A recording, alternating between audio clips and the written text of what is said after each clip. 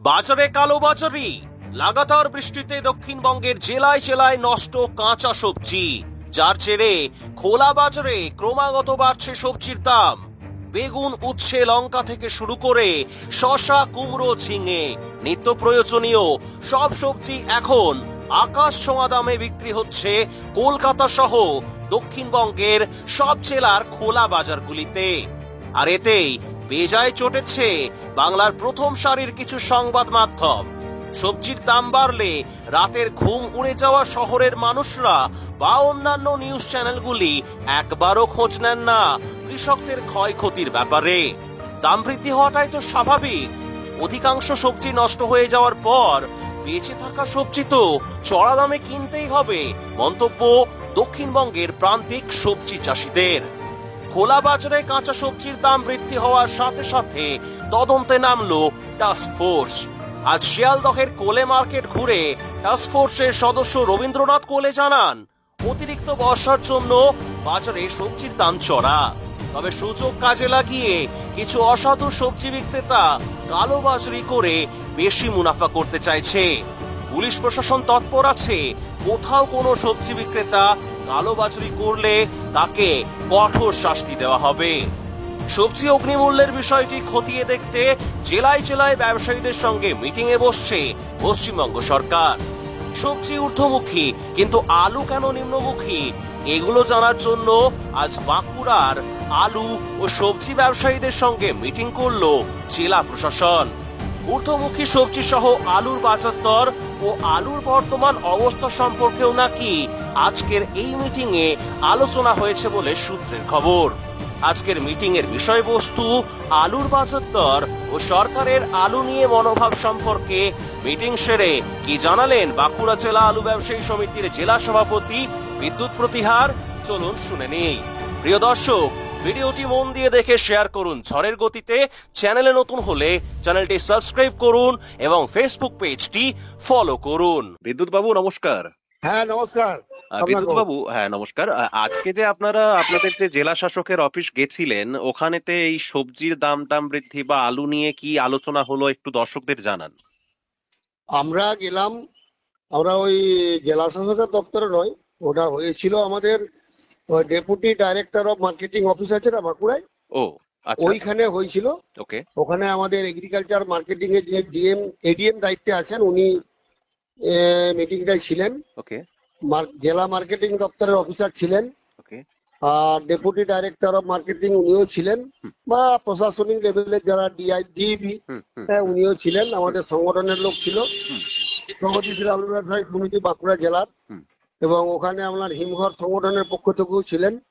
সেখানে মূলত আপনারা জানতে চাইলেন যে বর্তমান আলুর পরিস্থিতি এবং আরো অন্যান্য যে সবজিগুলো অস্বাভাবিক দাম বাড়ছে সেটা নিয়ে, মানে সবজির দাম বাড়ছে আবার আলুর দাম কমছে, এটা নিয়ে ওনারা বিস্তারিত আলোচনা করার জন্য মূলত আজকে ডেকেছিলেন। আচ্ছা, তো মানে আপনারা কি কি তথ্য পেশ করলেন ওখানে সবজি সংক্রান্ত? সবজি সংক্রান্ত তথ্যটা তো আমাদের খুব একটা ওনারা গুরুত্ব দিলেন নাই, যে আমরা জিনিসটা বুঝতে পারছি যে অস্বাভাবিক অতিরিক্ত বৃষ্টি হওয়ার জন্য যেহেতু সবজিটা ডে বাই ডে মাঠ থেকে সরাসরি মার্কেটে আসে, সেটা যদি যোগান কম হয় তাহলে তো দাম অটোমেটিক বাড়বে, আর সেই জন্যই কিন্তু এই ঘটনাটা ঘটেছে। এখন মাঠে যে সবজিগুলো হয় সেগুলো মানে উৎপন্ন হয়নি, তাহলে উৎপন্ন যদি না হয় তাহলে মার্কেটে যোগানটা কমে যাবে, আর যোগান কমে গেলেই আমার দাম বাড়বে।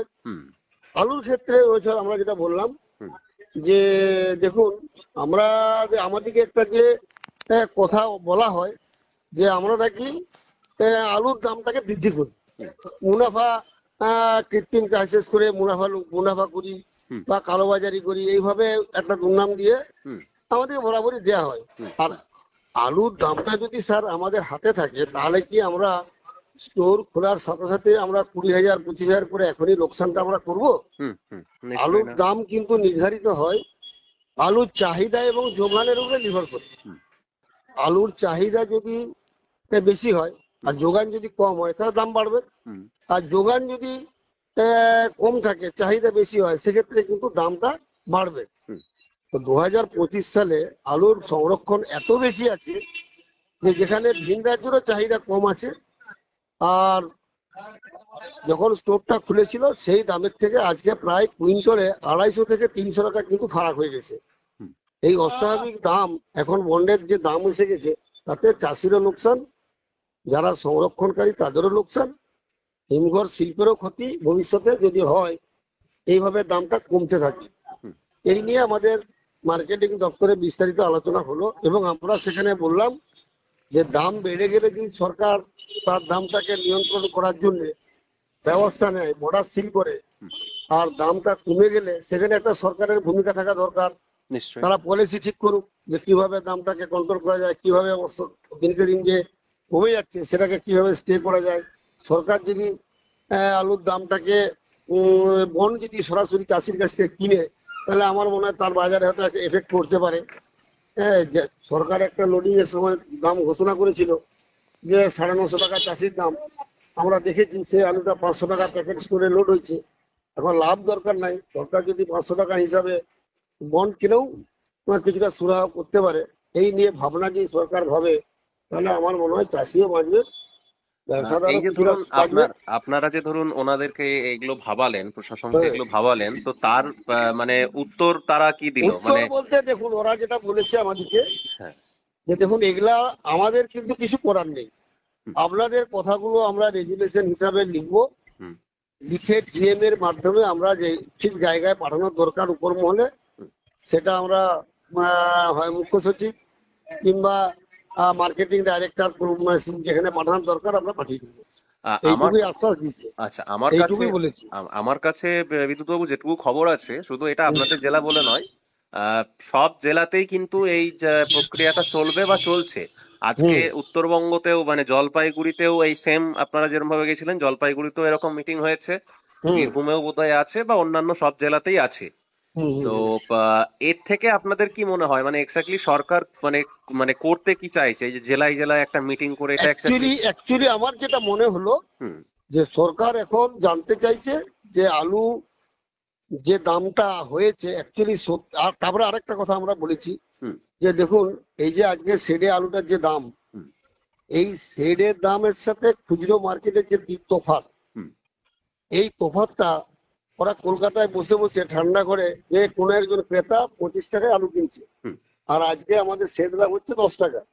এই যে কেজিতে 15 টাকার তফাৎ, এই তফাৎটা কেন হচ্ছে সেই দেখাবার দায়িত্বটা তো সরকারের প্রশাসনিক লেভেলে, এটা তো আমাদের দেখার কথা নয়। নিশ্চয়ই। তাহলে আজকে সরকার শেড থেকে যদি সরাসরি আলুটা কিনে আরো অনেক কম দামে বিক্রি করার যদি ব্যবস্থা করতে পারে, তাহলে চাষিদের উপকার হবে।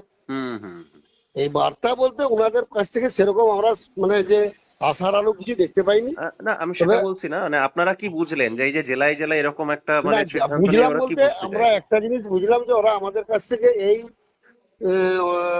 তথ্যগুলা নিয়ে ওরা নথিভুক্ত করে মানে দপ্তরে পাঠাবে, উপর মহলের দপ্তরে, এইটুকুই বললো। এবার চিন্তা ভাবনাটা সরকারের, সরকার কি করবে সেটা সরকার ভাববে, ওনাদের বক্তব্য এইটুকু। আচ্ছা, আজকে আপনাদের বাঁকুড়া জেলায়, আমি এখন এই মুহূর্তে কলকাতায় রয়েছি, বাঁকুড়ায় থাকলে হয়তো নিশ্চয়ই যেতাম আপনাদের মিটিং এ। তো ব্যাপারটা হচ্ছে এমনি বাঁকুড়াতে আপনাদের ওখানে এমনি অ্যাপ্রক্স জ্যোতি আলুর কিরকম বাজার আছে? জ্যোতি বা কেবাইস আজকে শুনুন, আলুর মার্কেটটা এখন বিভিন্ন জায়গায় বিভিন্ন রকম। আচ্ছা, আপনাদের ওই দক্ষিণ বাঁকুড়ার ওদিকটা? দক্ষিণ বাঁকুড়ায় মার্কেট একটু বেশি আছে, 1050 টাকা কুইন্টাল, আর যেটা 525 টাকা প্যাকেট। আর এইদিকে আপনার ওই কতুলপুর, সোনামুখী, জয়পুর এই বেলটাতে দাম একটু কম আছে। ওইদিকে আপনার 500 টাকা প্যাকেটেরও হয়তো 2-5 টাকা ডাউনও হতে পারে, হয়ে গেছে। আচ্ছা, 500 টাকা তো হয়েছে, 500 টাকা বা 495 টাকা এরকম হয়ে গেছে। আচ্ছা, আর ফ্রি বন্ড মোটামুটি জ্যোতি আলুর এখনো পর্যন্ত, কাল পর্যন্ত যেটা ছিল 350 টাকা প্যাকেট, আজকে মনে হয় ওটা আরো কমে যেতে পারে 2-5 টাকা। আচ্ছা, এই হচ্ছে ব্যাপার, এই হচ্ছে অবস্থা। এই অনুষ্ঠানে সম্প্রচারিত সমস্ত বক্তব্য বক্তাদের নিজস্ব ব্যক্তিগত মতামত। এই অনুষ্ঠান বাজারের নির্ধারক নয়। অনুগ্রহ করে ব্যবসায়িক পদক্ষেপের পূর্বে নিজের বিচার বুদ্ধি কাজে লাগিয়ে সিদ্ধান্ত নিন। আলু রাখা বাজারগত ঝুঁকি সাপেক্ষ। আলু রাখার পূর্বে ইন্ডিয়া পটেটো অ্যাপ থেকে বিগত বছরের লোডিং আনলোডিং রিপোর্ট ও তার পরিপ্রেক্ষিতে আলুর দামের ওঠানামা দেখে নিন। হরদেব সিং সাংঘার এস মার্কা ও সুখজিৎ সিং ভাট্টির বি মার্কা আলু বীজ বিক্রয়ের বিশ্বস্ত প্রতিষ্ঠান ঘোষাল এগ্রিকালচার এন্টারপ্রাইজ। দীর্ঘ 1 দশকেরও বেশি সময় ধরে প্রতিটি কৃষকের বিশ্বাসের আরেক নাম ঘোষাল এগ্রিকালচার এন্টারপ্রাইজ। খুচরো ও পাইকারি বীজ বিক্রয় করা হয়। প্রযত্নে শম্ভুনাথ ঘোষাল। আমাদের 2টি কাউন্টার আছে।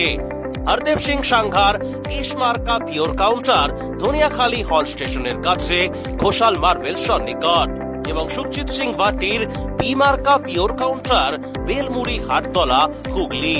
Mobile number 9434301523।